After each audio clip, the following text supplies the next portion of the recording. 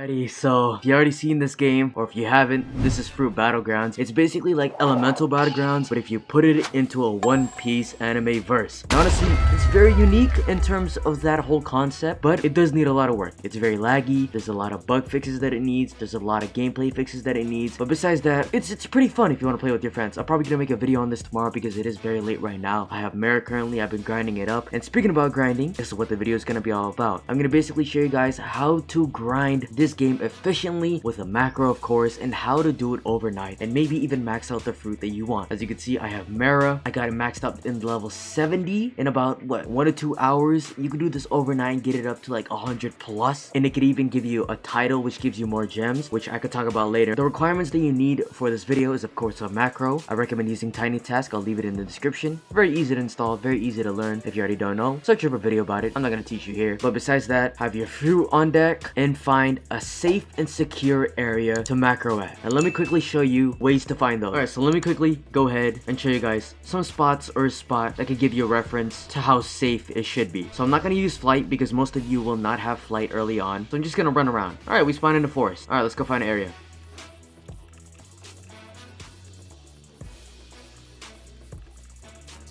Alright, so right here, this is a pretty nice safe place. It is near water, but of course, I don't think anybody will find you over here unless they're up there or they're actually trying to stiff your ass or they're hacking. Alright, so basically, find areas like this where you're safe and you can shoot your fruit abilities into the water so the effects won't catch anybody else's attention. So from here, go ahead and start your macro and start spamming your fruit abilities. I don't recommend using any movement abilities that could send you flying forward or flying backwards or flying at all or moving forwards, anything like that, because of course, it will send you into the depths, or maybe it'll just mess up your positioning. And then once you're done clicking all your moves and using all your stamina and the macro, and then put it on continuous playback, just like this, continuous playback, and then boom, you should be able to do it over and over and over again. Now, the other method I'm going to show you guys is a method of prediction. So what I'm talking about is you predicting that you're gonna die, because I don't think anybody, any of us here is gonna buy a private server that costs, let's see, 399 Robux. No sir, no, no, I'm not doing that. And if you're trying to save Robux, I don't think you are either. So basically, this is a macro where you could predict you're gonna die, but you're gonna respawn and keep grinding overnight, even though you're gonna lose bounty. So basically, I already have the macro set up, so I'm gonna go ahead and just start it. 3, 2, 1, boom. So here's the macro going off right now, and as you can see, I'm kind of moving back and forth towards my torso section, just clicking, because that is the area where the play button is at. Now I'm gonna go ahead and spam my moves like ever. I'm just moving my screen around. This is really part of the macro.